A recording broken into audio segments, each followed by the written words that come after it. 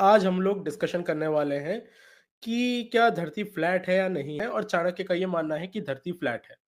तो अब एक काम करते हैं, अब हम लोग आज मैं क्या करने वाला हूँ ऑडियंस को बता देता हूँ। आज मैं सामने से अपना आर्गुमेंट नहीं रखूँगा।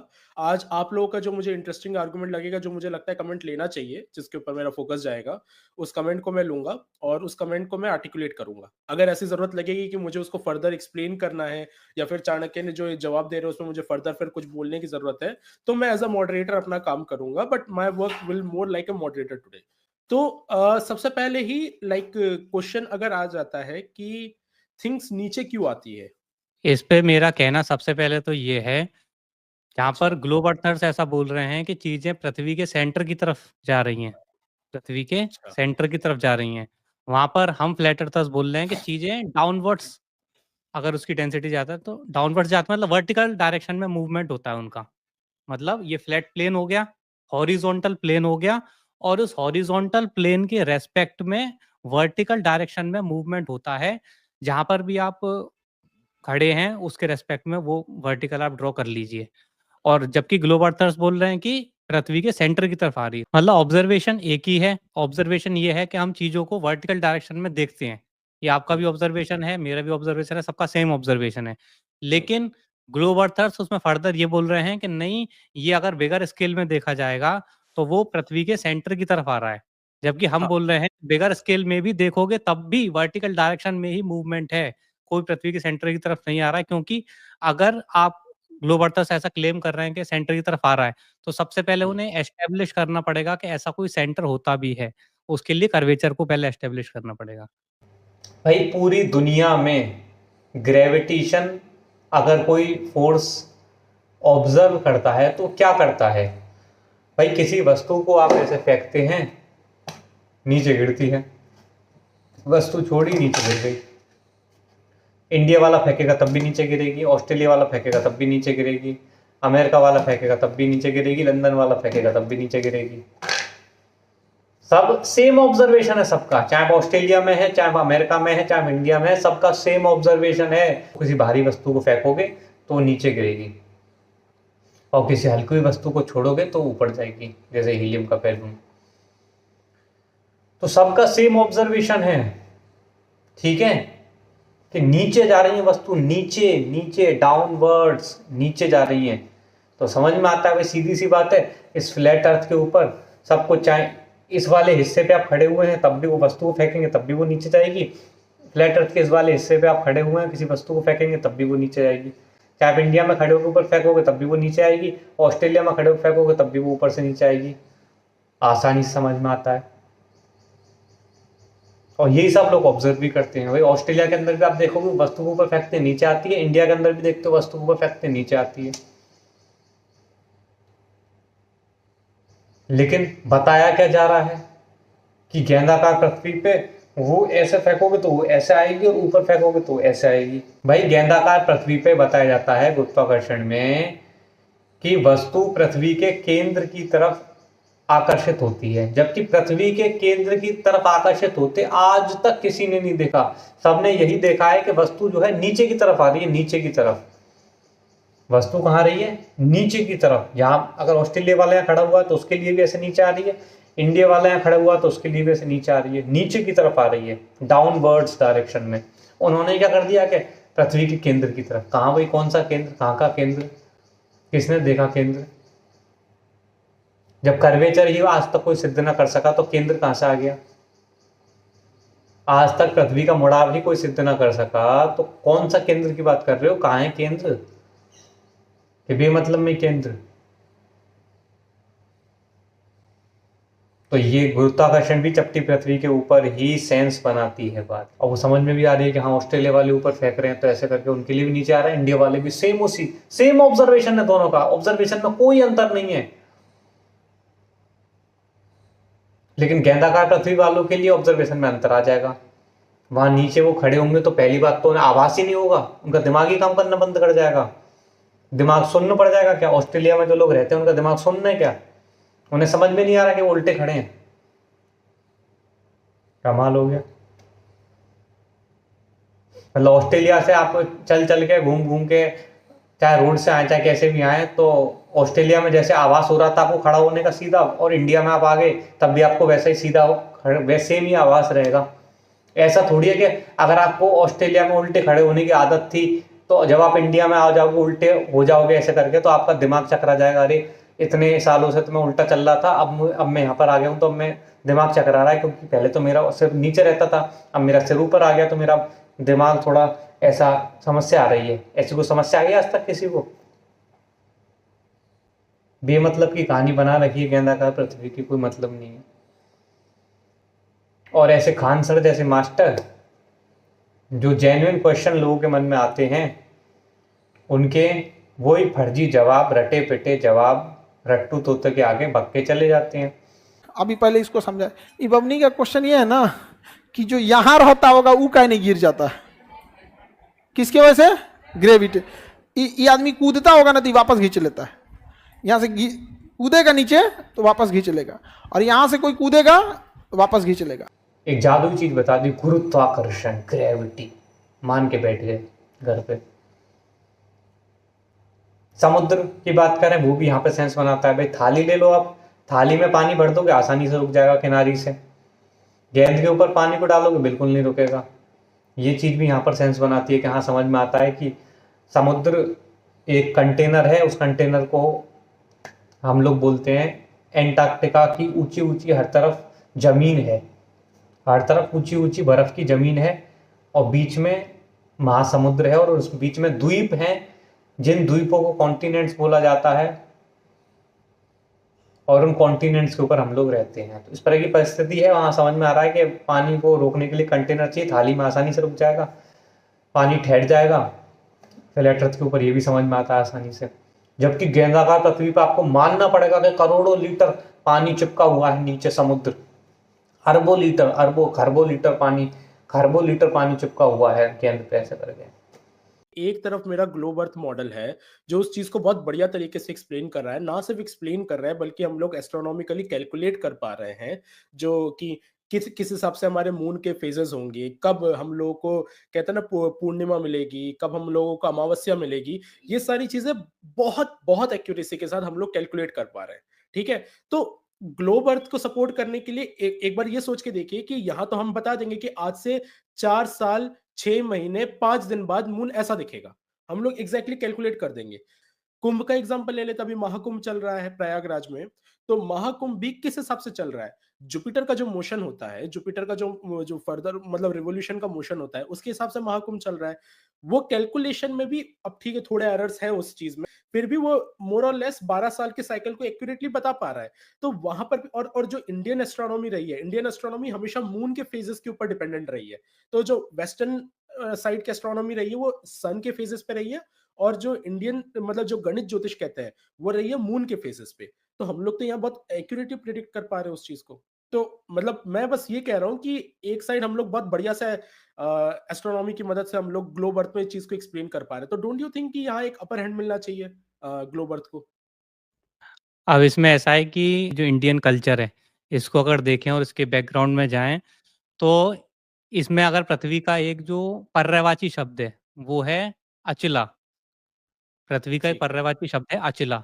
अचला का मतलब होता है नॉन मूविंग, अचला, दैट व्हिच जी। Is not moving. हम्म, और एक इसका एक और पर्यायवाची शब्द है जिसका जो है भूमंडल। और हम्म, जो मंडल, भू एक शब्द है जो पृथ्वी के लिए यूज़ किया जाता है, भू शब्द। और जो हम्म, मंडल शब्द है, वो उसका मतलब होता है एक सर्कुलर डिस्क। मंडल मीन्स अ सर्कुलर ठीक है। डिस्क। ठीक है? तो इससे पहली चीज़ तो हमें समझ में आती है कि हमारे जो एंशिएंट इंडियन कल्चर के अंदर इसे मतलब डिस्क मतलब फ्लैट हो गया।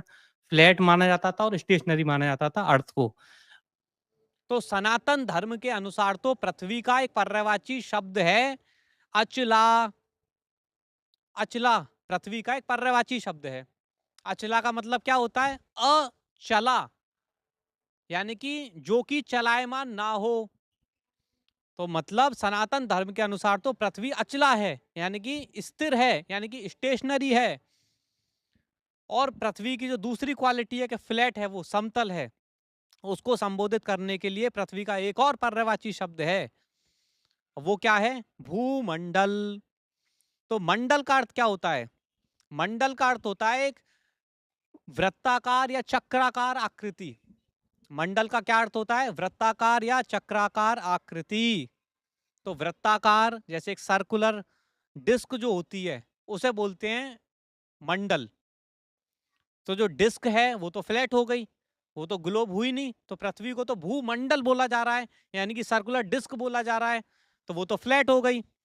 तो सनातन धर्म के अनुसार तो पृथ्वी भूमंडल यानी कि फ्लैट और अचला यानी कि स्थिर यानी कि फ्लैट एंड स्टेशनरी है।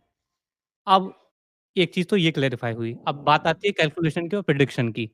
तो इसमें हमें पता होना चाहिए कि हमारे पांचांग जो कि फ्लैट अर्थ पे बेस्ड पे आधारित थे, वो तो मतलब हजारों सालों से इसका करते आ रहे हैं ना प्रिडिक्शन एक्यूरेटली। आज भी मतलब आप जिसके पास भी जो पांचांग होता है, कोई छोटे से गांव में बैठा, उसके पास कोई सॉफ्टवेयर नहीं है, कोई नासा से कोई लेना देना नहीं है, वो पांचांग देख के एक्यूरेट प्रिडिक्शन एक्लिप्सिस का और सब चीज का कर सकता है और करता है। मतलब करते हुए आ रहे हैं, हम अभी तक भी कर रहे हैं और हजारों सालों से करते हुए आ रहे हैं। पहला पॉइंट ये होता है कि हम लोग शब्दों के पर्यायवाची की मदद से उसका कंक्लूजन इसलिए नहीं निकाल सकते क्योंकि मोस्ट ऑफ द टाइम अगर हम इंसानों के लाइफ देखें ना, ह्यूमैनिटी तो धरती को फ्लैट ही मानते गए हैं। बाद में जाके ऐसे रिवोल्यूशन आया जिसमें हमको पता चला कि धरती गोल है। वो अभी वो है कि नहीं कंक्लूजन में आपके हिसाब से नहीं कह रहा हूँ मैं, जो हमारा कंसेंसस में जो हिस्ट्री हमको पढ़ाई जा रही है उस बारे में बात कर रहा हूँ। ठीक है, तो पुराने टाइम में जो लिखे गए शब्द लिखे गए धरती के लिए, वो ऑब्वियसली वो मानते थे कि धरती चपटी है, वो मानते थे कि धरती फ्लैट है। ठीक है, तो उस हिसाब से उन लोगों ने बताया ये चीज। जैसे आपने बताया, मैं पर्यायवाची शब्द जो बता रहा था उसको लाने का मेरा रीजन ये था। मैं बस ये लिंक आपको करना चाह रहा हूँ कि हमारे इंडियन कल्चर में अर्थ को फ्लैट ही माना जाता रहा है। पर्यायवाची से मैं ये बताना चाह रहा हूँ। और इससे मैं क्या बताना चाह रहा हूँ? इससे मैं ये बताना चाहता हूँ कि जो लोग फ्लैट अर्थ को बता रहे हैं, बोल रहे हैं कि अर्थ फ्लैट है, वही लोग एक्यूरेटली एक्लिप्स को प्रिडिक्ट भी कर रहे हैं साथ के साथ। एक नेक्स्ट क्वेश्चन है जिसका आई गेस आपके पास तुरंत आंसर होगा कि दूर से अर्थ गोल क्यों दिखती है? हाँ, तो ये जो बोल रहे हैं कि पहली बात तो ये है कि दूर से किसने अर्थ देखी है। अब अगर आप बात कर रहे हैं कि अर्थ की जो इमेजेस हमारे पास उपलब्ध हैं, मतलब नासा की या अदर स्पेस एजेंसियां की, तो सबसे पहले हमें शब्द पर अगर हम ध्यान दें, वो खुद ये स्पेस एजेंसियां खुद बोलती हैं कि ये अर्थ की इमेज है, image, this is not an photograph. तो जो इमेज है वो किसी चीज का कोई प्रूफ होती नहीं है, क्योंकि इमेज की अगर आप डेफिनेशन में जाओगे तो आपको पता लगेगा image by definition can be an imaginary thing और जनरेटेड बाय एन मतलब computer, altered bye a computer. तो आप समझिए कि इमेज और फोटोग्राफ में क्या अंतर होता है। आप पढ़ सकते हैं, image any visual object that's modified और एल्टर्ड बाय अ कंप्यूटर और an imaginary object created using a computer. Image का मतलब ये होता है कोई भी एक विजुअल ऑब्जेक्ट है जिसको हमने एल्टर करा गया है कंप्यूटर में या इमेजिनेशन से क्रिएट करा है, वो होती है एक इमेज। ठीक है, और जबकि फोटोग्राफ क्या होता है? फोटोग्राफ वो होता है जो हम कैमरा से जो क्लिक करके जो लेते हैं शॉट, वो होता है एक फोटोग्राफ। तो जो चीज़ खुद बोल रहे हैं डेफिनेशन में कि ये एक एल्टर्ड चीज़ हो सकती है, ये एक इमेजिनेशन का वर्क ऑफ इमेजिनेशन हो सकता है, तो एक work of imagination by definition जो इमेज बोल रहे हैं वो, तो वो किसी चीज़ का प्रूफ कैसे हो सकती है? फोटोग्राफ अगर वो बोलते तो प्रूफ हो सकता था। Photograph is a proof, image is not a proof. और वो ये बोलते हैं कि पृथ्वी की इमेज है, ना कि एक फोटोग्राफ। तो इसमें ऐसा है कि जितनी भी स्पेस एजेंसियां हैं किसी भी देश की, चाहे नासा है चाहे इसरो है, वो पृथ्वी की जो भी इमेजेस जारी करती हैं, तो वो जो शब्द प्रयोग करती हैं वो बोलती हैं कि इमेज है पृथ्वी की, ना कि पृथ्वी का फोटोग्राफ है। तो उनसे अगर बोला जाएगा कि सिद्ध करिए कि ये पृथ्वी का फोटोग्राफ है, तो वो सिद्ध नहीं कर पाएंगे कि पृथ्वी का फोटोग्राफ है। इसलिए वो जो टर्म यूज करते हैं वो इमेज टर्म को यूज करते हैं, इमेज शब्द को वो प्रयोग करते हैं इसी कारण से। और इमेज को बोल के वो बच जाएंगे, तो क्यों उनसे कोई पूछा जाएगा कि जो आपने दिखाया फिर क्या है, वो बोल देंगे तो इमेज है। और इमेज की डेफिनेशन ये है कि कोई भी इमेजिनरी चीज इमेज हो सकती है। तो इमेज है वो रियल, जरूरी नहीं है कि वो रियल हो, मतलब कोई भी इमेजिनरी चीज, कंप्यूटर बनाई गई चीज, इमेजिनेशन से बनाई गई चीज, वो इमेज हो सकती है।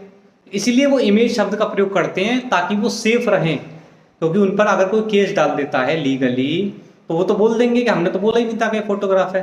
हम तो खुद बोल रहे हैं कि इमेज है, हमने तो कभी दावा ही नहीं किया कि हम अर्थ का रियल फोटोग्राफ दिखा रहे हैं, हम तो इमेज दिखा रहे हैं।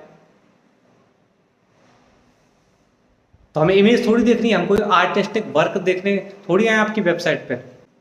मुझे तो आप रियल फोटोग्राफ दिखाओ ना अर्थ का, जो आपके पास है नहीं। तो इसमें फर्दर जो इन्होंने क्वेश्चन पूछा, मैं इसमें फर्दर ऐड ऑन ही करूंगा कि जैसे नील आर्मस्ट्रॉन्ग है, ठीक है, नील आर्मस्ट्रॉन्ग ने तो आंखों से देखा है, ठीक है, चलिए इमेज का अगर हम लोग मान लेते हैं, हालांकि उस डेफिनेशन से मैं एग्री नहीं करूंगा, लेकिन फिर भी लेट्स से कि अगर वो चीज़ सही है तो नील आर्मस्ट्रॉन्ग ने तो आंखों से देखा है। हमारे साथ और भी ऐसे बहुत एस्ट्रोनॉट है जिन्होंने आंखों से देखा है। तो पहली चीज़ आपने उठाई नील आर्मस्ट्रॉन्ग की, तो नील आर्मस्ट्रॉन्ग के से रिलेटेड शायद आपने वो वीडियो देखा होगा या नहीं देखा होगा, मैं आपको बताता हूँ। अगर आपने देखा हो तो आप मुझे बताना। एक रिपोर्टर होता है, वो जाता है नील आर्मस्ट्रॉन्ग के पास और वो उनसे बोलता है कि ये रही बाइबल और बाइबल पे आप अपना लेफ्ट हैंड रखिए और कसम खाइए अगर आप चंद्रमा पर आप गए हैं।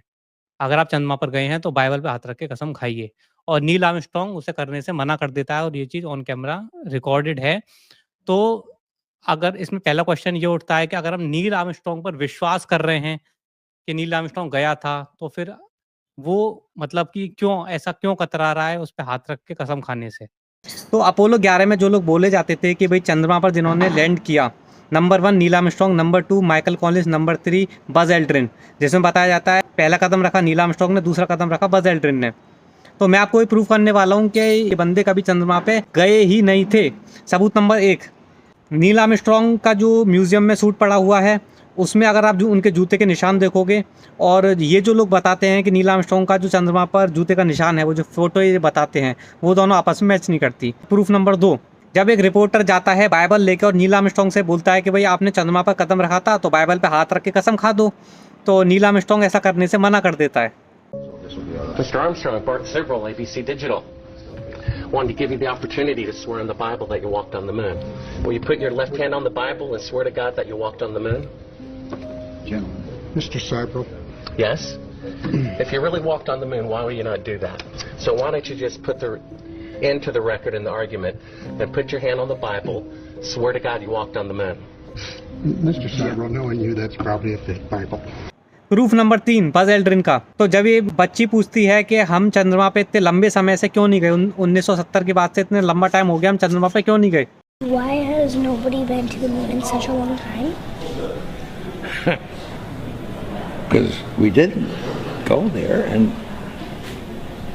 that's the way it happened. And if it didn't happen, it's nice to know why it didn't happen. Because we didn't go there, and that's the way it happened. बोलता है because we didn't go there and that's the way it happened. हम चंद्रमा पे कभी गए ही नहीं थे। उसके बाद बज एल्ड्रिन जब एक टीवी इंटरव्यू में था और जब वो इंटरव्यूअर उससे पूछता है कि मुझे याद है जब आप चंद्रमा पे लैंडिंग करी थी आपने, तो मेरे पेरेंट्स ने मुझे जगाया था। तो बज एल्ड्रिन बोलता है no it did you watched animations, तुम लोगों ने कार्टून देखे थे। I remember my parents waking me up and we went down and we watched you guys land on the moon, No, which you was didn't. No, you didn't. what? Because there wasn't any television. There wasn't anybody taking a picture. You watched animation. उसके बाद Buzz Aldrin जब एक सभा में जाता है Oxford university में, और वहाँ पे जब ऑडियंस में से एक व्यक्ति पूछता है कि भाई आप चंद्रमा पर गए थे, तो वहाँ पे सबसे स्कैरिएस्ट पार्ट कौन सा था, जब सबसे डरावना मंजर कौन सा था आपकी चंद्रमा पे यात्रा का? तो बज एल्ड्रिन बोलता है इट डिडंट हैपन। डरावना तो जब होता ना, जब ऐसा कुछ होता, जब ऐसा कुछ हुआ ही नहीं तो डरावने का प्रश्न कहाँ से आ गया? What was the scariest moment of the journey? Scariest. It didn't happen. It could have been scary. 5 सबूत तो मैं आपको अभी तक दे चुका हूँ। एक और महानुभाव है डॉन पेटिट, ये नासा के एस्ट्रोनॉट है। जब इनसे पूछा गया कि भाई आप इतने उस टाइम पे अपोलो के बाद से आप चंद्रमा पे क्यों नहीं गए, बंदे क्यों नहीं गए चंद्रमा पे, बोलता है we destroyed the technology to go to the moon. हमारी जो चंद्रमा पे जाने की जो टेक्नोलॉजी है वो डेस्ट्रॉय हो चुकी है। I'd go to the moon in a nanosecond. The problem is we don't have the technology to do that anymore. We used to, but we destroyed that technology, and it's a painful process to build it back again. यहाँ कैसे काम कर रहा है कि आपका model है कि अर्थ स्टेशनरी है, मेरा मॉडल है कि अर्थ रोटेट कर रही है, रिवॉल्व तो कर ही रही है, रोटेट भी कर रही है। अब मेरे जो अंडरलाइंग अजम्पशन है, उस अजम्पशन का इस्तेमाल करके मैं फिजिकल फिनोमेना को एक्सप्लेन कर पा रहा हूँ बहुत एक्यूरेसी से। तो ये तो मेरे मॉडल की रिलायबिलिटी हुई ना। जैसा आपने भी अभी एक टर्म यूज़ किया था कि आपका मॉडल के हिसाब से और हमारे यस, मॉडल के हिसाब से। तो यस। पहली चीज़ मैं क्लैरिफ़ाई कर देता हूँ सभी के लिए कि हमारा कोई मॉडल नहीं है। There is no flat Earth model. के मॉडल का जो मतलब है वो ये है ना कि जो आप जिस भी चीज़ का मॉडल बना रहे हो वो उसके सारी चीज़ों को एक्सप्लेन करना चाहिए ना, उसका एक मिनिएचर वर्ज़न है और वो सारी चीज़ों को एक्सप्लेन कर रहा है। ये होता है ना मॉडल देने का मतलब। मतलब मिनिएचर वर्ड गलत आएगा। हम लोगों ने हाइपोथेसिस पूरी ऐसी बिल्ड की है जो सारे फिनोमेनास को एक्सप्लेन कर दे रहा हूँ, ये एक मॉडल है। हाँ, हाँ, मतलब फिनोमेनास को एक्सप्लेन कर रहा हूँ सारे जी, फिनोमेनास को, हाँ। राइट? वही तो होता है ना मॉडल का मतलब। तो हुँ, जबकि मैं पहले ही आपको बता चुका हूँ कि हम तो ऐसा कोई क्लेम कर ही नहीं रहे कि हम सारे फिनोमेनास को एक्सप्लेनेशन हमारे पास है। हुँ, हुँ। इसीलिए हमारा कोई मॉडल है भी नहीं, हमारे क्लेम सिंपल हैं। हम ये क्लेम कर रहे हैं कि अर्थ का जो सरफेस है मतलब वो एक हॉरिज़ॉन्टल प्लेन है हमारी अर्थ, स्टेशनरी है और एनक्लोज़्ड है। ठीक है? ये हम क्लेम कर रहे हैं। ठीक तो है। इसमें हमको ये नहीं बता रहे कि अब ये सारी दुनिया जहाँ के जो फिनोमेनाज़ है सारा का सबका एक्सप्लेनेशन हम दे रहे हों। तो इसलिए हम कोई फ्लैट अर्थ मॉडल नहीं दे रहे हैं। देखो, पृथ्वी की 3 क्वालिटीज़ हैं जो फ्लैट अर्थर्स बोलते हैं। इसको मैं क्लियर कर दे रहा हूँ। इन तीनों क्वालिटीज़ के अलावा हम कोई भी क्लेम नहीं करते हैं। पृथ्वी की पहली क्वालिटी कि पृथ्वी को हम बोलते हैं कि पृथ्वी फ्लैट है। दूसरी क्वालिटी कि पृथ्वी स्टेशनरी है। स्टेशनरी मतलब स्थिर है। फ्लैट मतलब समतल है। और तीसरी, पृथ्वी एनक्लोज्ड है। इसका मतलब पृथ्वी ऐसी बंद है, बंद सिस्टम है, खुला हुआ सिस्टम नहीं है, ओपन सिस्टम नहीं है। पृथ्वी कैसा है कि एनक्लोज्ड सिस्टम है। तो ये 3 क्वालिटीज़ हम बोलते हैं। जो भी टेक्नोलॉजी यूज़ होती है उसमें ग्लोब अर्थ का यूज़ नहीं होता है। जैसा मैंने आपको बताया जीपीएस में, आपने पिछली लाइव में पूछा था जीपीएस का, उसमें मैंने बताया ट्रायंगुलेशन मेथड का यूज़ होता है, ठीक है, फ्लैट अर्थ पे। तो मैं आपको ये बताऊंगा कि कोई भी हमें प्रैक्टिकल लाइफ में अगर कुछ करना है, प्रैक्टिकल लाइफ में हम जो भी टेक्नोलॉजी यूज करते हैं, हुँ। चाहे तो हम सेलिंग कर रहे हैं ओशियंस के ऊपर, चाहे हम एरोप्लेन उड़ा रहे हैं, हम जो भी प्रैक्टिकल लाइफ में, रियल लाइफ में टेक्नोलॉजी यूज कर रहे हैं उन सभी के अंदर हम फ्लैट अर्थ का यूज करते हैं। जीपीएस का एग्ज़ाम्पल बताइए। हाँ, अब जैसे जीपीएस में तो हाँ, जीपीएस जैसे उसकी फुल फॉर्म लोग बोलते हैं कि ग्लोबल पोजिशनिंग सिस्टम, लेकिन हम उसे बोलते हैं ग्राउंड पोजिशनिंग सिस्टम। वो हुँ, काम हुँ। कैसे करता है? सही। ट्रायंगुलेशन मेथड के हिसाब से काम करता है वो। अच्छा, क्या होता ट्रायंगुलेशन है? मेथड क्या होता है? एक ग्राउंड पे टावर है, टावर 1 फॉर एग्जाम्पल, वो एक लोकेशन पे टावर है ग्राउंड पे, हुँ, ठीक है, वो वेव्स को फेंकता है, ठीक है। ठीक है, लेकिन अब उसके उसके रेडियस में जो भी आएगा वो डिटेक्ट कर लेगा कि उसके रेडियस में कोई है, कनेक्शन है, ठीक लेकिन है, वो किस डायरेक्शन में वो नहीं पता कर पाएगा, ठीक है। उसके लिए फिर दूसरा टावर का यूज होगा। दूसरा टावर होगा तो पहले टावर और दूसरे टावर का जो ओवरलैप एरिया होगा, जैसे हम वो सेट बनाते थे ना मैथमेटिक्स में, ऐसा ए सेट फिर बी सेट, उनका जो ओवरलैप, फिर उन दो टावर से पता लग जाएगा कि ओवरलैपिंग एरिया में है।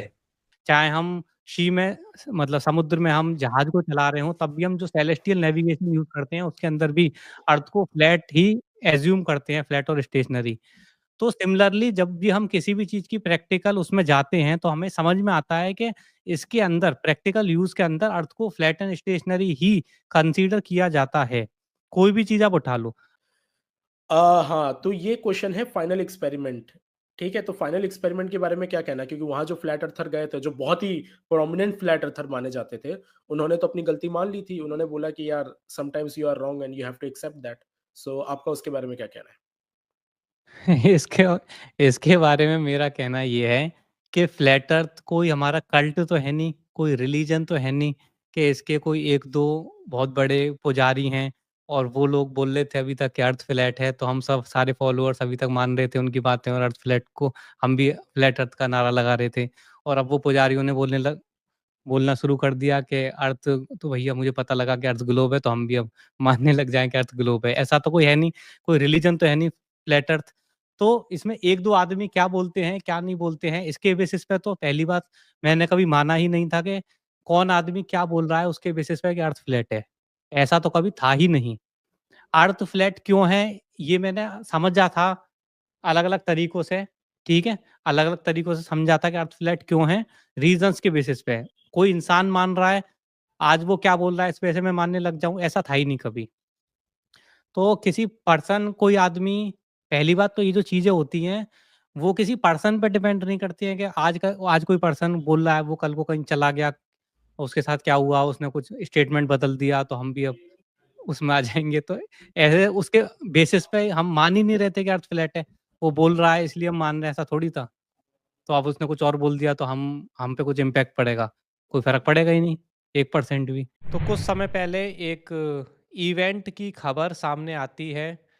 उस इवेंट का नाम रखा गया था द फाइनल एक्सपेरिमेंट और बताया जा रहा है कि कुछ फ्लैट अर्थर्स और ग्लोब अर्थर्स मिलके एंटार्क्टिका गए थे और वहाँ पर उनका जो मुख्य उद्देश्य था वो ये था, ये ऑब्ज़र्व करना कि क्या एंटार्क्टिका में 24 घंटे का सन हमें देखने को मिलता है क्या? क्या कंटिन्यूअसली 24 आवर्स सन हमें देखने को मिलता है क्या? सो विल जो कि ग्लोब अर्थ में मानते हैं, इन्होंने एक ट्रिप स्पॉन्सर करी जेलन को एंटार्क्टिका जाने की अराउंड 31 lakhs की। साइंटिफिकली हमें ये बात पता है कि अर्थ के एक्सिल टिल्ट की वजह से नॉर्दर्न एंड सदर्न हेमिस्फेयर में 6 महीने का दिन एंड 6 महीने की रात होती है। साइंटिफिकली ये बात हमें पता है कि अर्थ के टिल्ट की वजह से 6 महीने की दिन होती है, 6 महीने की रात होती है। जब तुम ऑलरेडी पता है कि अर्थ का टिल्ट यानी कि गेंदाकार पृथ्वी आप दिखा रही हैं स्क्रीन के ऊपर कि गेंदाकार पृथ्वी बनी हुई है, घूम रही है, उसका टिल्ट भी है, तो सिद्ध क्या करने जा रहे हो फिर आप? जब आप ऑलरेडी एज्यूम करके चल रहे हो कि अर्थ जो है वो तो स्फेरिकल है, तो आप फिर सिद्ध करने क्या गए थे एंटार्क्टिका में? जब आप पहले से ही बोल रहे हो, पहले से ही मान के चल रहे हो पृथ्वी तो हमें पता है कि साइंटिफिकली अर्थ की टिल्ट की वजह से, ये आपको अगर ऑलरेडी पहले से पता है, यानी कि पहले से आप एज्यूम करके चल रहे हो उस चीज़ को, तो फिर उस चीज़ का नाम द फाइनल एक्सपेरिमेंट क्यों रख रखा है? क्योंकि एक्सपेरिमेंट तो वो होता है कि भाई अभी हमें पक्का नहीं पता है, एक्सपेरिमेंट का जो रिजल्ट आएगा उससे पता लगेगा कि जो हम मान के चल रहे थे वैसा है या कुछ और है। उसे ही तो एक्सपेरिमेंट बोलते हैं ना। तो जब आप ऑलरेडी आपको साइंटिफिकली पहले से ही मालूम है कि अर्थ के टिल्ट की वजह से ये 6 महीने दिन होती है, 6 महीने रात होती है, तो फिर आप कौन सा एक्सपेरिमेंट करने जा रहे थे? उसे फिर आप एक्सपेरिमेंट क्यों बोल रहे हो? उसे फिर आप एक्सपेरिमेंट नाम क्यों दे रहे हो? जब आप पहले से ही एज्यूम है, आप पहले से ही आप मान के चल रहे हो कि पृथ्वी तो गेंदाकार है, तो पता क्या करने गए थे फिर आप? तो क्या आप अपने बिलीफ सिस्टम्स को सच के स्केल में चेक करने के लिए इनको लग रहा है कि फ्लैट अर्थ कोई बिलीफ सिस्टम है। पहले मैं क्लैरिफाई कर देता हूँ कि हम बिलीव नहीं करते हैं कि अर्थ फ्लैट है। We don't believe that Earth is flat, we know that Earth is flat. हमारा कोई बिलीफ सिस्टम नहीं है कि अर्थ फ्लैट है, ये हमारा कोई बिलीफ सिस्टम है, फेथ है हमारा। ये कोई फेथ नहीं है, ये एक फैक्चुअल स्टेटमेंट है, ये एक फैक्ट है कि अर्थ फ्लैट है। ये कोई बिलीफ सिस्टम नहीं है, ये मेरा कोई मत नहीं है कि मैं ऐसा मानता हूं कि धरती फ्लैट है। मैं जानता हूं कि धरती फ्लैट है। तो हम मानते नहीं है कि धरती फ्लैट है, हम जानते हैं कि अर्थ फ्लैट है और उसके बहुत सारे रीजंस हैं।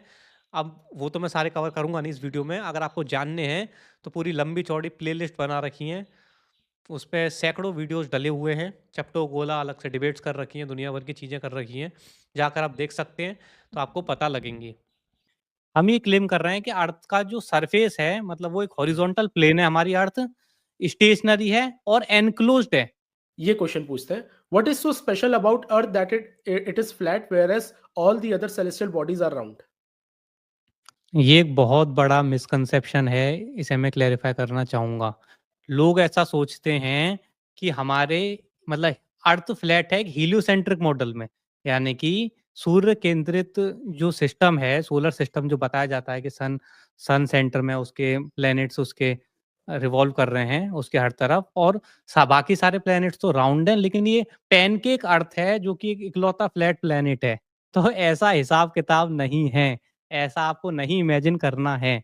ये आपका सवाल इसीलिए आ रहा है क्योंकि आप ऐसा इमेजिन कर रहे हैं कि सोलर सिस्टम में सिर्फ एक पैनकेक अर्थ प्लेनेट है जो कि फ्लैट है, बाकी सब राउंड है। तो ऐसा नहीं है। हम फ्लैट अर्थर्स ऐसा बोल रहे हैं कि ऐसा कोई सोलर सिस्टम आप इमेजिन मत करिए। हम बोल रहे हैं कि अर्थ एक बहुत बड़ा प्लेन ऑफ एग्जिस्टेंस है और बाकी सेलेस्टियल बॉडीज इसके ऊपर ऐसे रिवॉल्व कर रही हैं, है ना? तो अब ये पूरा पैराडाइम ही शिफ्ट हो गया। तो आपका सवाल आपको समझ में आ गया होगा कि सेंस नहीं बनाता है। ग्लोब अर्थर्स द्वारा प्रस्तुत एक और सामान्य प्रश्न, यदि अन्य ग्रह गोल हैं, तो केवल पृथ्वी ही समतल क्यों है? प्रारंभिक बात तो ये है कि पृथ्वी एक समतल लोक है, न कि कोई ग्रह। गोल शब्द भी धोखा देने वाला है, क्योंकि पृथ्वी एक सिक्के की तरह गोल है, न कि गेंद की तरह गोल। अपने तर्क को प्रस्तुत करते समय ग्लोबर्थर स्क्रीन पर दिख रही ये तस्वीर पेश करते हैं, जिसमें पारंपरिक हेलियोसेंट्रिक मॉडल के साथ 8 गोलाकार ग्रह और एक चपटी पृथ्वी अंतरिक्ष में तैरती हुई दिखाई जाती हैं। यह पूरी अवधारणा एक स्ट्रॉमैन है, क्योंकि कोई भी सपाट पृथ्वीवासी इस पर विश्वास नहीं करता है। नासा के कई सीजीआई चित्रणों में ग्रह गोलाकार दिखाई देते हैं, लेकिन जब आप उन्हें स्वयं दूरबीन या सुपरजूम कैमरे के माध्यम से देख रहे हों तो निश्चित रूप से यह विवादास्पद है कि क्या यह ग्रह गोलाकार है। कैमरा से देखने पर ये ग्रह कुछ ऐसे दिखते हैं। साफ तौर पर देखा जा सकता है कि ये ग्रह रोशनी की तरह ऐसे दिखाई दे रहे हैं, न कि विशाल गोलाकार दुनिया की तरह, जैसा कि केवल नासा और अन्य आधिकारिक स्थानों में एजेंसी फुटेज में ग्रह दिखाई देते हैं। इनमें से प्रत्येक की अपनी एक अनूठी विभिन्न दिखावट है, लेकिन उनमें से कोई भी गोलाकार गेंद जैसा नहीं दिखता है। तो जो सैटर्न को हम लोग सैटेलाइट क्या सॉरी टेलीस्कोप से जो हम लोग देखते हैं उसके रिंग्स वगैरह दिखती है, पूरा गोल दिखता है, जुपिटर वगैरह क्लियर गोल दिखता है, तो वो फिर क्या है? वो जो हम देखते हैं ना, वो गोल मतलब गोल इन द सेंस वो स्फेरिकल, मुझे तो किसी भी एंगल से वो 3D और स्फेरिकल वाला गोल नहीं दिखता है। अब नासा क्या करता है, ये जो ऊपर आपको दिख रहा होगा हर चीज की मतलब सीजीआई इमेज दिखाता है। जैसे अगर आप मतलब कि कैमरा से एक हाई जूम कैमरा से प्लैनेट्स को जूम करके देखोगे, है ना, तो आपको अलग प्रकार से वो बिल्कुल अलग दिखेंगे उससे, जैसा कि नासा उन प्लैनेट्स को दिखाता है। जैसे कि आप देख सकते हैं ऊपर जो है नेपच्यून है, पहला नेपच्यून नासा कैसा दिखा रहा है, बिल्कुल ऐसा नीले रंग का और मार्बल बॉल जैसा टाइप का स्फेयर, मतलब कि जैसे कोई स्फेरिकल चीज हो, गेंदाकार चीज हो, ऐसा नेपच्यून को दर्शा रखा है नासा ने सीजीआई की मदद से। जबकि हकीकत में अगर हम टेलीस्कोप की मदद से या फिर हाई डीएसएलआर जूम कैमरा की मदद से उसको देखते हैं तो आपको दिख रहा होगा किसी भी एंगल से, जो पहली आपको दिख रही होगी पिक्चर, ये किसी भी एंगल से आपको 3D नहीं लग रही है, किसी भी गेंदाकार नहीं लग रही है, ये एक अलग प्रकार की लग रही है। उसी प्रकार से यूरेनस आपको दिख रहा होगा नासा कैसा दिखाता है और रियलिटी में हाई जूम कैमरा से कैसा दिखता है। उसी प्रकार से वीनस नासा कैसा दिखाता है और नीचे हाई जूम कैमरा से कैसा दिखता है। मतलब जमीन आसमान का अंतर है। जैसा वो कोशिश कर रहा था दिखाने की नासा, वैसा हकीकत में हाई जूम कैमरा से वैसा बिल्कुल नहीं दिखता है। तो नासा अलग से नैरेटिव क्रिएट करने की कोशिश करता है कि ताकि वो आपको समझा सके। अब क्योंकि अगर आप ऐसी अपने कैमरा से जूम करके देखोगे तो आपको समझ में आ जाएगा ये कोई ऐसी चीज नहीं है जहाँ कोई आदमी जाके लैंड कर जाएगा, है ना। लेकिन अब उसे तो कहानी बनानी है, तो वो इस प्रकार की फिर दिखाता है सॉलिड 3D टाइप की चीज, है ना, ताकि वो अपनी बता सके कि मार्स पे हम जाएंगे और यहाँ जाएंगे और वहां जाएंगे। तो इसलिए नासा जो वो दिखाता है वो सीजीआई है, और उसका कैमरा से जो हम दिखाते हैं वो उससे मैच नहीं करता बिल्कुल भी। ये तो फिर तो वैसी बात हो गई ना, आपको किसी ने कुछ बोला आपने मान लिया। अगर आप उस चीज को सुपर जूम कैमरे के क्लेम का अगर आप इस्तेमाल कर रहे हैं तो ये तो अपील टू अथॉरिटी वाली बात हो गई। नहीं तो आपको तो बताना पड़ेगा, एक्सप्लेन। अगर चलिए मुझे डाउट है ये सुपर जूम कैमरा कैसे काम करता है, मैं क्यों मान लूं कि ये सुपर जूम कैमरा सही है? कैमरा सही है ये क्यों मान लें? मतलब कैमरा से जो हाँ, सुपर जूम कैमरा से एक फुटेज आ रही है ना सामने। नहीं तो वो कैसे लाइट को कैसे ट्रेस कर रहा है, कैसे ले रहा है, मैं वही जानना चाह रहा हूँ। देखिए, यहाँ पर हमारा जो पॉइंट ऑफ डिस्कशन था, अगर हम उसे ध्यान से देखें, वो ये था, आपने बोला था कि प्लैनेट्स आपको गोल नज़र आते हैं, ये आपने बोला था। वो कैसे बोला था? वो कैसे पता लगा? टेलीस्कोप से आपने टेलीस्कोप देखा, से देख के। ठीक है? मैंने बोला कि मैंने सुपर जूम कैमरा से देखा, ठीक है? अभी ये पता करने के लिए वो जो हमारे पास जो आता है, यानी कि जो आउटपुट आता है हमारे पास, उस आउटपुट को एनालाइज़ करने के लिए मुझे ज़रूरी नहीं है बिल्कुल भी कि मैं पूरा मैकेनिज़्म समझूँ कि टेलीस्कोप कैसे काम करता है और कैमरा कैसे काम करता है।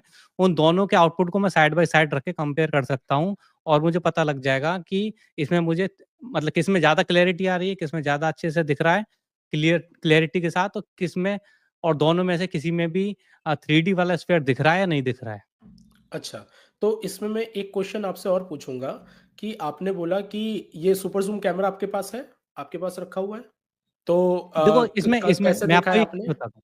हाँ, मैं एक चीज़ बताता हूँ आपको। हाँ। यहाँ पर हम जो चीज़ें डिस्कस कर रहे हैं वो ये है कि मतलब खाली मैं कर सकता हूँ या खाली आप कर सकते हैं, वो वाली चीज़ नहीं। ये जो चीज़ मैं बोल रहा हूँ, इसके लिए इसे किसी के पास मतलब कैमरा खरीदने की ज़रूरत भी नहीं है किसी को। आप डालो कि ज़ूमिंग ये वाला प्लैनेट थ्रू टेलीस्कोप, तो टेलीस्कोप की फुटेज आ जाएगी। ज़ूमिंग ये वाला planet through super zoom camera, तो उसकी फुटेज आ जाएगी और दोनों को आप साइड बाय साइड कंपेयर कर सकते हैं। तो उसमें ऐसा नहीं है कि मेरे पास हो या किसी और के पास हो, तभी वो ऐसा वेरीफ़ाई कर सकता है। उसके लिए ऐसा अच्छा। कुछ कंपल्शन नहीं है। कोई किसी का भी क्वेश्चन उठ सकता है कि भई अभी तो जब नासा इमेज दिखा रहा है तो उन्हें तो मान नहीं रहे आप, और यहाँ पे कैमरा से एक ले रहे हो तो उसे आप मान रहे हो एक एज़ अ हाँ। फैक्ट। तो इसमें मैं आपको डिफरेंस बता देता हूँ बहुत क्लियरली। हमें जी। मानना है फुटेज को, फोटोग्राफ को प्रूफ, फुटेज, फोटोग्राफ को proof, unaltered footage, unaltered photograph, और उसके अलावा जो कुछ भी है, चाहे उसमें हल्का-सा भी अल्टरेशन कर दिया, तब वो इमेज की कैटेगरी में चला जाता है। फिर वो इसमें हल्का-सा भी अल्टरेशन जब किसी कैमरा से लिए गए उसमें हो जाता है, उसके आउटपुट में, तो फिर वो एज़ अ प्रूफ नहीं बचता है किसी चीज़ का, जब उसमें अल्टरेशन हो जाता है। जो एक रॉ फुटेज होती है, वही एक एज़ अ प्रूफ कंसीडर की जा सकती है। तो आपको अच्छा, डिफरेंशिएट अच्छा। करना है कि एक इमेज है, एक फ़ोटोग्राफ है। दोनों में क्या अंतर होता है? अब जैसे मैं आपको दिख रहा हूँ ना कैमरा से, तो ये एज़ अ प्रूफ है। ये प्रूफ आप कंसीडर कर सकते हैं क्योंकि जैसा मैं एक्शंस कर रहा हूँ, वैसा ही दिखेगा, है ना? अच्छा। अकॉर्डिंग टू के मतलब उसकी क्या लिमिटेशंस हैं, राइट? हुँ। तो इसीलिए जो मतलब कैमरा है वो एज़ अ प्रूफ हम कंसीडर कर सकते हैं। वहाँ पर उसकी फुटेज को लेके उसमें अल्टरेशन कर दिया, तो उसे हम एज़ अ प्रूफ कंसीडर नहीं कर सकते क्योंकि उसमें अल्टरेशन हो चुका है। अच्छा। वो एक इमेज है बाय डेफिनिशन ही। If Earth is flat, then why Norway has 6 months of daylight in its summer and 6 months of darkness in its winter, and us India में नाइट अपोजिट कैसे है? तो इसमें ऐसा है कि अब ये जो ऑब्जर्वेशंस हैं, ऑब्जर्वेशंस के आधार पे मैं आपको एक चीज़ बता रहा हूँ, ठीक है? अब इसमें ऐसा है कि किस बेसिस पे हमने ऑब्जर्वेशन कर रखे हैं, जैसे अर्थ फ्लैट हो गई। अब फ्लैट अर्थ के ऊपर जो कॉन्टिनेंट्स हैं कुछ, अब फ्लैट अर्थ यानी कि आप इमेजिन करो कि एक थाली है, ठीक है? थाली है और उसका जो ओके। थाली का जो सेंटर है, जो सेंटर पॉइंट है, that is a North Pole, और फ्लैट अर्थ में साउथ पोल जैसा कुछ भी नहीं होता है। तो साइड में जो रिम हो गई, मतलब बाउंड्री की तरफ आप किसी भी डायरेक्शन में जाओगे, वो सभी साउथ हैं पूरी रिम, ठीक है? ठीक है।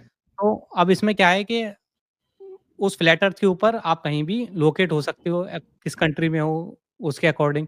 तो अगर आप सेंटर के पास में हो, तो हम बोलते हैं कि आप नॉर्दर्न रीजन में हो।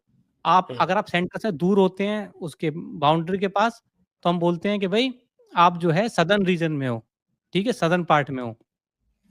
तो उसमें होता ठीक है। क्या है कि जब मतलब हमने देखा कि जो सन की जो मूवमेंट है, उसको उसे नोटिस करते आ रहे हैं ना कि यहाँ पर सन है, तो हमें पता लगे कि अब दूसरी जगह कहाँ पे मतलब सन आ चुका है। तो उस तरीके से तो उसमें होता क्या है कि सन की मूवमेंट ऐसे समझ में आई कि सन जो है अपना रेडियस, उसका एक मिनिमम रेडियस होता है जिसमें वो मतलब नॉर्थ पॉइंट को सेंटर मानते हुए वो सर्कल निकालता है एक मिनिमम रेडियस में, उससे कम उसका रेडियस नहीं होता, और एक मैक्सिमम रेडियस होता है, ठीक है? हुँ, तो हुँ। सन जो ठीक होता है। है वो मिनिमम रेडियस से मैक्सिमम रेडियस में जाता है और उसे जाने में 6 महीने लगते हैं।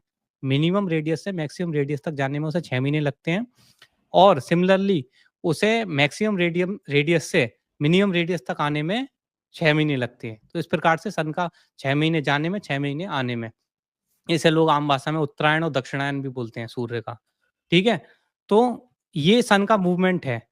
तो अब उसमें होता क्या है कि जो पास वाले जो जब सन पास में होगा, पास में चक्कर निकाल रहा होगा नॉर्थर्न रीजन के ऊपर, ठीक है?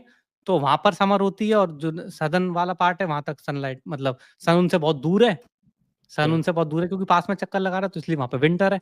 सिमिलरली अगर बाहर वाले उसमें हैं, बाहर वाले पेरिफेरी में कहीं पर हो आपका मतलब कॉन्टिनेंट, तो वहाँ पर समर है उस टाइम पे, और जो सन वहाँ से दूर है सेंटर सेंटर से, तो नॉर्दर्न रीजन में उस टाइम पे विंटर होते हैं। तो इस तरीके से सन जो बाहर जाता है और अंदर आता है, वो इस प्रकार से सीज़न्स उसमें चेंज होते हैं फ्लैट अर्थ के ऊपर। एक नज़र डालेंगे ग्लीज़न्स मैप के ऊपर, जो कि एक फ्लैट अर्थ मैप है, यानी कि चपटो गोला मैप है, चपटी धरती के आधार पे मैप है। देखिए क्या लिख रहा है इस पर, 1892 का ये मैप है, 1892 का। ठीक है, अभी इसके बारे में बहुत मतलब आप इसमें देखिए, साफ साफ देख सकते हैं इस मैप के अंदर, ये जो आपको दिख रहा है ये गोल सा, ये है अपना नॉर्थ पोल, ये है अपना नॉर्थ पोल। और किसी भी डायरेक्शन में आप चली जाइए, ये आपको एंटार्क्टिका, ये सफ़ेद सफ़ेद दिख रहा होगा, ये एंटार्क्टिका आइस फॉल है। यहाँ से जाके आप टकरा जाएंगे और किसी भी डायरेक्शन में आप चले जाएंगे, सब साउथ ही हैं, सभी साउथ ही हैं। ठीक है, ये सभी साउथ डायरेक्शन है इधर। अभी देखिए यहाँ पे क्या लिखा है, आप समझिए, दिसंबर सोल्स्टिस। इसमें बता रहा है कि भाई ये आपको दो दिख रहे होंगे, ये ट्रॉपिक ऑफ कैंसर दिख रहा होगा बीच में, और ये ट्रॉपिक ऑफ कैप्रिकॉर्न दिख रहा होगा।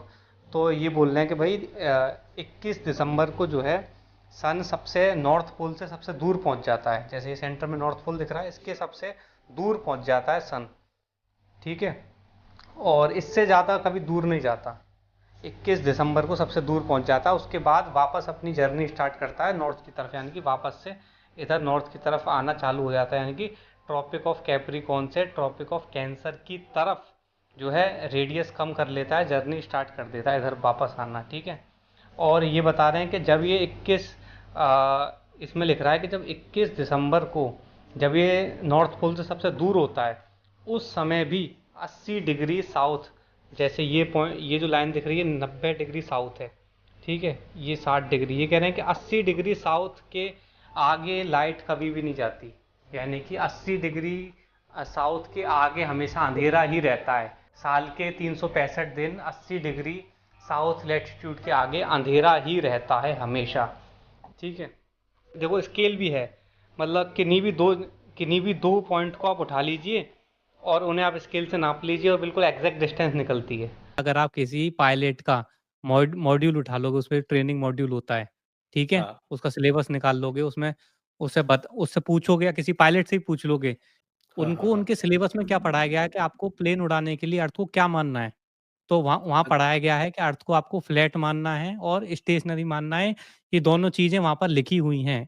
आप अगर किसी पायलट से पूछोगे कि हमें किताब दिखा, तुझे क्या पढ़ाया गया है अर्थ के बारे में, प्लेन को तुझे कैसे उड़ाना है, जब तुझे प्लेन को उड़ाना है तो तुमको क्या कंसीडर करना है अर्थ को, तो उस किताब में लिखा हुआ है फ्लैट एंड स्टेशनरी कंसीडर करना है। क्योंकि जो एरोप्लेन्स होते हैं वो तो पृथ्वी को फ्लैट एंड स्टेशनरी मानकर ही फ्लाई करते हैं, और जो फ्लाइट डायनेमिक्स की जो बुक्स होती हैं, जो फ्लाइट डायनेमिक्स को पढ़ाती हैं, उन बुक्स के अंदर खुद ये बात लिखी रहती है कि we assume while flying the aircraft we assume earth to be flat and stationary। तो मेरे फॉलोअर्स में ही या फिर मेरे पहचान में भी हैं जिन्होंने फ्लाइट उड़ाई। इनफैक्ट मेरा खुद का एक दोस्त है जो एयरफोर्स में है, तो उनको तो अर्थ का कर्वेचर क्लियरली विजिबल होता है। और मैं इंडियन एयरफोर्स के फाइटर जेट चलाने वाले पायलट की बात कर रहा हूँ। हाँ, तो जो इंडियन एयरफोर्स में जो फाइटर जेट उड़ा रहा है, उसकी ट्रेनिंग तो हुई होगी ना, ट्रेनिंग। तो उसकी बिल्कुल जब हुई है। ट्रेनिंग हुई है तो उसके पास उसका कोई मॉड्यूल्स भी होंगे जो उसे दिए गए होंगे स्टडी करने के लिए, है ना? अच्छा, हाँ बिल्कुल, तो उसमें दिए जाते होंगे। आपको उससे पूछना है कि वो मॉड्यूल उठा के लाओ और उसमें मुझे दिखाओ कि इसमें ये कहाँ लिखा हुआ है, कि वहाँ पर लिखा आपको उल्टा मिलेगा। आपको ये वहाँ पर लिखा हुआ मिलेगा कि जब भी आप फाइटर जेट को उड़ाएँ, तो आपको यही कंसीडर करना है फॉर ऑल पर्पसेस कि Earth is stationary and flat. और ये हम देख चुके हैं कई सारे मॉड्यूल्स में, और इवन नासा के खुद के डॉक्यूमेंट्स हैं जो उसने फ्लाइट डायनेमिक्स के ऊपर बना रखे हैं, नासा की खुद की वेबसाइट पे पड़े हुए हैं, जिसमें उसने अर्थ को फाइटर जेट्स के जो उसके रिसर्च पेपर्स हैं वो, और उसमें उसने कंसीडर कर रखा है अर्थ को फ्लैट और स्टेशनरी, नासा ने खुद ने। नासा के कुछ डॉक्यूमेंट्स दिखाएंगे जो ये प्रूव करते हैं कि पृथ्वी चपटी है, मतलब उन्होंने खुद एक्सेप्ट करी ये बात। ये है नासा का पहला डॉक्यूमेंट, इसका टाइटल है general equation of motion for a damaged asymmetric aircraft.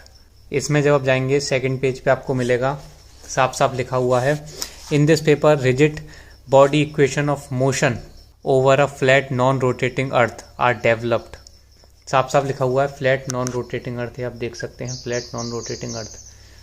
देखो ये आपको लिख रहा होगा American institute of aeronautics and astronautics. तो ये है नासा का दूसरा डॉक्यूमेंट, इसका टाइटल आप देख सकते हैं performance of a thrust enhanced SR-71 aircraft with an external payload.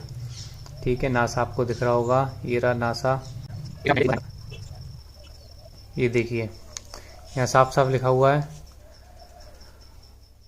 Point mass modelling, non turbulent atmosphere, zero inside forces and a non rotating अर्थ। तो ये सारे एजम्पशंस हैं। देखो उसमें ऊपर लिखा हुआ है the DPS equation of motion use 4 assumptions. कौन कौन से एजम्पशन है? Point mass modelling, non turbulent atmosphere, zero side forces and a non rotating earth.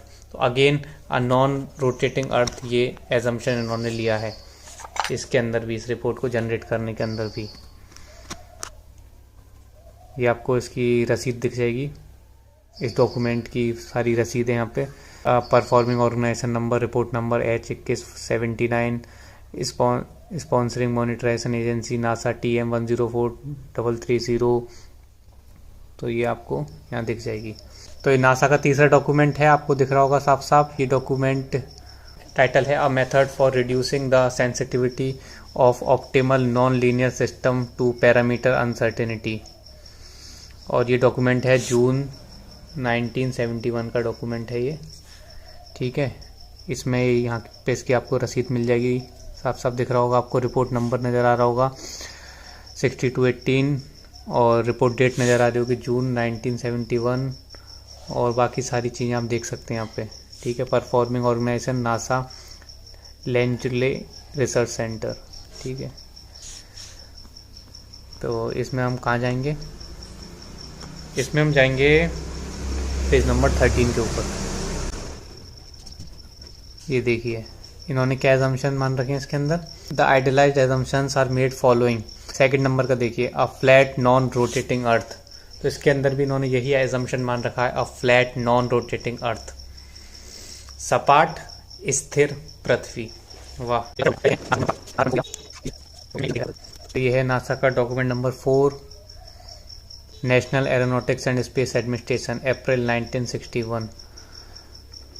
Calculation of wind compensation for launching of unguided rockets. क्या लिखा हुआ है? In addition to above requirement, this simulation assumes a vehicle with 6 degrees of freedom and aerodynamic symmetry in roll, and the missile position in space is computed relative to flat non-rotating Earth.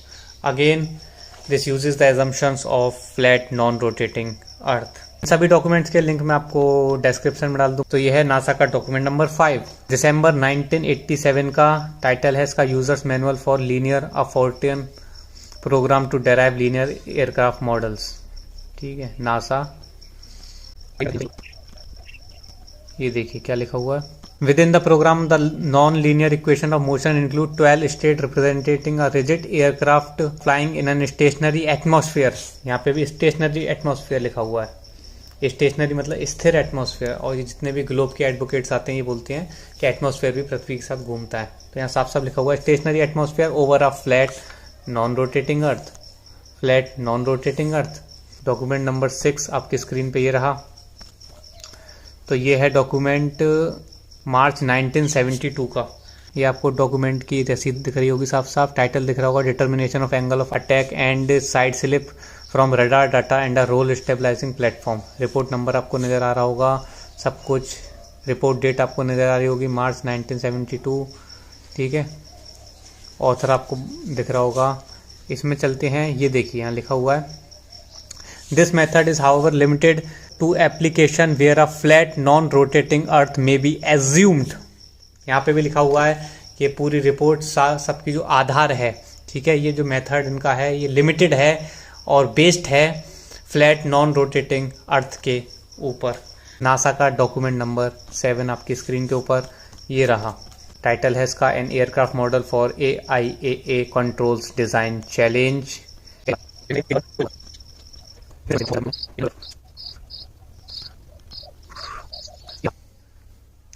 Equation of motion and atmosphere. ठीक है, इसमें आप देख सकते हैं साफ साफ लिखा हुआ है the non linear equation of motion used in this model are general 6 degree of freedom equations representing the flight dynamics of a rigid aircraft flying in an stationary atmosphere. Again stationary atmosphere over a flat non rotating earth. Again this was the document number 7। 7वां document था ये NASA का खुद का, जिसमें लिखा हुआ है कि सारे assumptions are based on flat non rotating Earth. You can show no configuration in which flat earth will abide by Einstein's relativity or our general gravitational theory which are proven 100% accurate. So इसका क्या कहना है आपका? इसमें मेरा कहना ये है कि यहाँ पर सेकंड लाइन के अंदर लिखा हुआ है आइंस्टाइन्स रिलेटिविटी और जनरल ग्रेविटेशनल थ्योरीज। हाँ, हाँ। वहाँ पर थ्योरी शब्द लिखा हुआ है थ्योरीज, और उसी के आगे लिखा हुआ 100% एक्यूरेट। तो अगर वो 100% एक्यूरेट है तो वहाँ पर थ्योरीज नहीं लिखा होता। और ये चीज़ एक्चुअली आपने सही बोली कि थ्योरीज है तो हम लोग 100% एक्यूरेट कैसे बोल सकते हैं, और इस चीज़ में मैं आपसे एग्री करूंगा, और ये मैं सारे ऑडियंस से बोलूंगा कि कोई भी scientific theory 100% accurate by definition ही नहीं हो सकती है। ठीक है, ये चीज़ मैं चाणक्य से एग्री कर रहा हूँ। ठीक है, तो हाँ, तो मैं ये कह रहा था कि जो हम लोग को होराइजन पे धरती नीचे डूबती हुई दिखती है, तो आप लोग उस पे नहीं मानते ना? होराइजन पे हमें धरती कहाँ डूबती हुई दिखती है? कब दिखी धरती नहीं, मतलब? Sorry, ship, sorry. हाँ, तो हाँ, अब वो जो शिप्स हमें डूबते हुए दिखते हैं, वो एक और प्रूफ है। वो एक और प्रूफ है कि हमारी जो मतलब वो पानी की सतह है वो फ्लैट है, और उसको बोलते हैं ब्लैक स्वान। अब वो होता क्या है, ये अगर मैं आपको एक्सप्लेन करूँ, इसमें होता क्या है कि अगर हम मतलब किनारे पे खड़े हुए हैं, समुद्र के किनारे पे खड़े हुए हैं, हम किसी शिप को ऑब्जर्व कर रहे हैं, और वो शिप अच्छा। हमसे दूर जा रहा है, हमसे दूर जा रहा है। तो अब वो दूर जाएगा, एक टाइम बाद आके वो मतलब कि गायब हो जाएगा, ठीक है? अब होता क्या है कि अगर ऐसा क्लेम किया जा रहा है कि वो शिप फिजिकल होराइजन के पीछे छुप चुका है, जो अर्थ का जो फिजिकल कर्व है, वाटर का जो कर्व है उसके पीछे अगर छुप चुका है, अगर ये क्लेम है, ठीक है, तो कभी भी ये ऑब्जर्वेशन नहीं होना चाहिए था। क्या ऑब्जर्वेशन? ऑब्जर्वेशन क्या किया जाता है कि वही शिप जो हमसे दूर जाके छुप गया था सो कॉल्ड, अगर अर्थ की कर्वेचर में, उसे जब हम सुपर जूम कैमरा से जूम करके देखते हैं तो वापस से फोकस में आ जाता है, वापस से फोकस में आ जाता है। इसका मतलब कि वो अगर अर्थ ऐसा कर्वेचर होता तो किसी भी कीमत पे कितने भी जूम करने पर वो फोकस में नहीं आता, है ना? अगर अर्थ स्फीयर होती तो जो चीज चली गई है कर्वेचर में छुप गई है, क्या वो वापस हम देख पाते किसी भी कीमत पे? नहीं, वो आगे चली गई ना। नहीं देख पाते ना। लेकिन होता क्या है कि जब हम जो चीज छुप गई है सपोजिट कर्वेचर में, उसे जब हम कैमरा से जूम करके देखते हैं तो वापस से देख पाते हैं। इसका मतलब वो फिजिकल कर्वेचर में छुपी ही नहीं थी, वो सिर्फ हमारी आंखों की जो रिजोल्यूशन लिमिट है उससे इतनी छोटी हो गई थी कि हम आंखें रिजॉल्व नहीं कर पा रही थी उस साइज़ को। तो जैसे हमने कैमरा लगाया, उसकी रिजोल्यूशन लिमिट बढ़ाई, तो मैं दोबारा से देखना चालू हो गई। क्योंकि अगर वास्तव में कर्वेचर होता तो कितना भी जूम कर लेते, दिखती नहीं वो। थोड़ा फिर भी कंसेप्ट इसमें क्या दिक्कत आ रही है समझने में आपको? जूम करके दिख जाता है। हाँ, इस पर बाकायदा वीडियोस मौजूद है, और इसको कहते हैं black swan argument. Black swan argument कहते हैं इसी चीज को, black swan proves flat earth destroys globe earth curvature. जो सुपर जूम की बात कर रहे हैं ना आपने, पर्टिकुलर उस टाइम पे ले लिया जब आंखों से नहीं दिख रहा है, लेकिन फोटोग्राफ से जब हम लोगों ने जूम किया तब दिख रहा है। उसी कैमरे को अगर आप कुछ घंटों तक स्टिल रखेंगे, उस कैमरे में भी गायब हो जाएगा। हाँ, वो तो मतलब हर एक इंस्ट्रूमेंट की लिमिट होती है ना।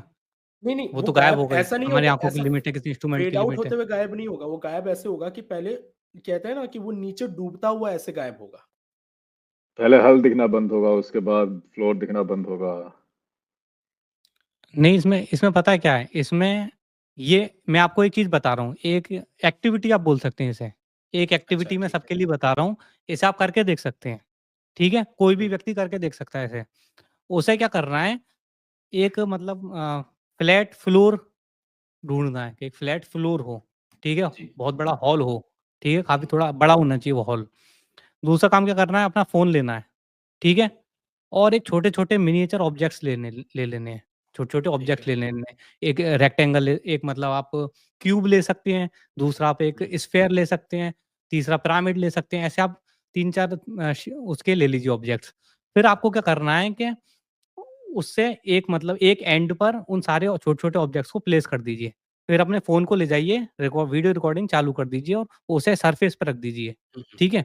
और फिर उसे उस फ़ोन को धीरे-धीरे करके पीछे तक ले जाइए, हॉल के एंड तक। तो ये काम अगर आप एक अच्छे कैमरा से करोगे, अच्छे डीएसएलआर कैमरा से, तो रिजल्ट बहुत अच्छे आपको मतलब ऐसे रिजल्ट्स मिलेंगे जिससे आपको बिल्कुल क्लैरिटी आ जाएगी। रिजल्ट्स क्या मिलेंगे? रिजल्ट्स ये मिलेंगे कि उस फ्लैट सरफेस के ऊपर भी जब आप वहाँ पे दूसरे एंड से जाके उस फोटो को क्लिक करोगे या वीडियो का स्क्रीनशॉट लोगे, तो आपको सेम वैसे ही दिखेगा कि जो नीचे वाली जो चीज़ है, वो एक तरीके से मर्ज हो गई है, ऐसा लगेगा आपको। जो नीचे वाला पार्ट है उसका वो मर्ज हो चुका है उसमें।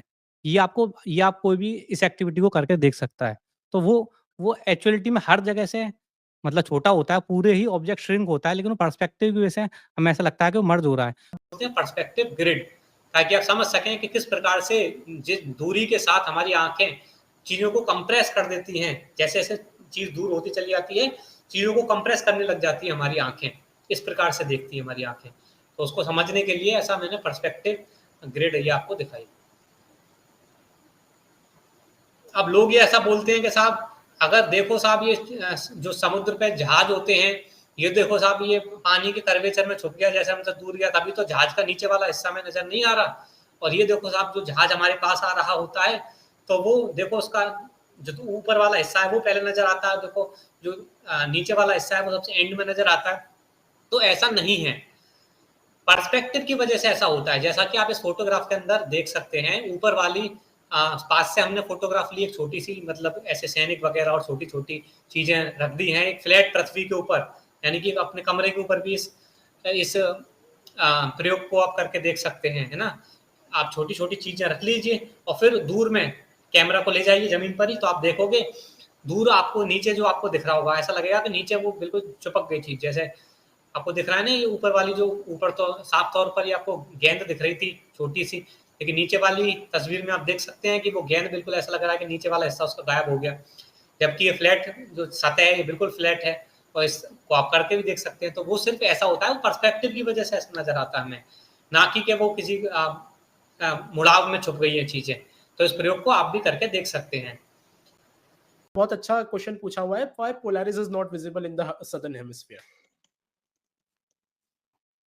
तो इसका आंसर तो हमने पिछला जो हमारा जो ओरिजिनल हुआ था उसके अंदर भी डिस्कस करा था कि होता क्या है कि जो चीज़ें जैसे हमसे फार जा रही होती हैं तो वो स्काई में डाउन होती चली जाती हैं, है ना। फॉर एग्जांपल जब हम हॉराइजन पे देख रहे होते हैं तो हमें ऐसा दिखता है कि जो बादल है वो आसमान से मतलब हॉराइजन में मर्ज कर रहा है, जबकि बादल तो बहुत ऊंचा है ना। तो जैसे फार हम देखते हैं तो चीज़ें हॉराइजन में मर्ज करती चली जाती है, ऐसे हमारी आइज देखती हैं।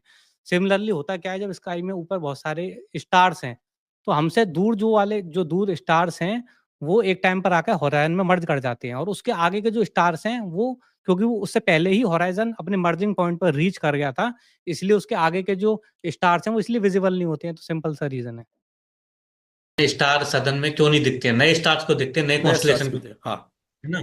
उसका रीजन ये है, मैं डायरेक्टली बताता हूँ बिना किसी एग्जांपल लिए, कि जैसे स्टार्स हैं ठीक है स्काई में, अब जो साउथ वाले स्टार हैं यानी कि हम फ्लैट अर्थ पर हैं तो वो थोड़ा दूर है हमसे। अगर हम नॉर्दर्न पार्ट में खड़े हैं तो साउथ वाले स्टार हमसे दूर हैं। तो जैसे जैसे जो स्टार हमारे जो ओवरहेड है वो ओवरहेड ही हो गया, उससे हल्का सा जो दूर है वो हमें हल्का सा इस पर्सपेक्टिव की वजह से स्काई में डाउन दिखेगा, जो उससे और ज्यादा दूर है वो हल्का सा और डाउन दिखेगा, जो और ज्यादा दूर है वो एक लिमिट आएगी जो हमें ऐसा लगेगा कुछ स्टार है जो हॉराइजन में मर्ज हो रहे हैं। फिर उसके आगे के जो स्टार्स हैं वो हमें दिखाई नहीं देंगे क्योंकि उससे पहले ही स्काई हॉराइजन में मिक्स हो चुकी है। दिस इज द रीजन कि डिफरेंट स्टार्स दिखते हैं।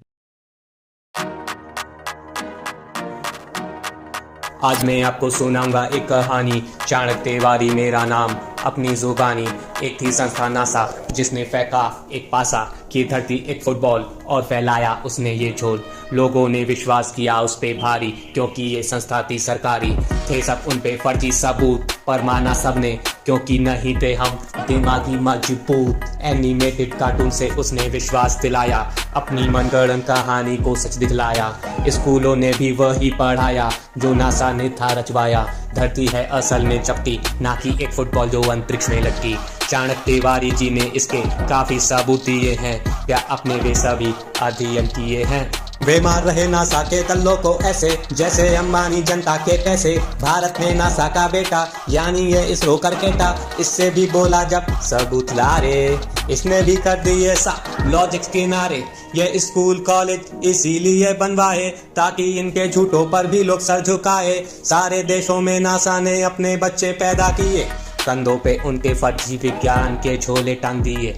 ये फर्जी साइंस एक नया धर्म और वैज्ञानिक किसके पुजारी, जो भारी भारी शब्दों के सहारे उल्लू बनाते दुनिया को सारी। मैंने बोला धरती है चपटी, कुछ दल्ले बोले चुप हो जा मुल्ले। मैंने पूछा क्या तेरे पे सबूत कि गेंदाकार इस धरती का कार, बोले वो कि इसलिए ऐसा क्योंकि पढ़ाया गया हमको किताबों में बार बार। साथ ही यही चीज बोलती है सरकार, मास्टर हमारे सारे मजबूर, देखें किताबें बोले जी हुजूर। उनको चाहिए बस नोटों का बंडल, चाहे करवा लो कोई भी स्कैंडल। ये स्कूलों के मास्टर सब रट्टू तोते, रट लें पोथे चाहे कितने मोटे।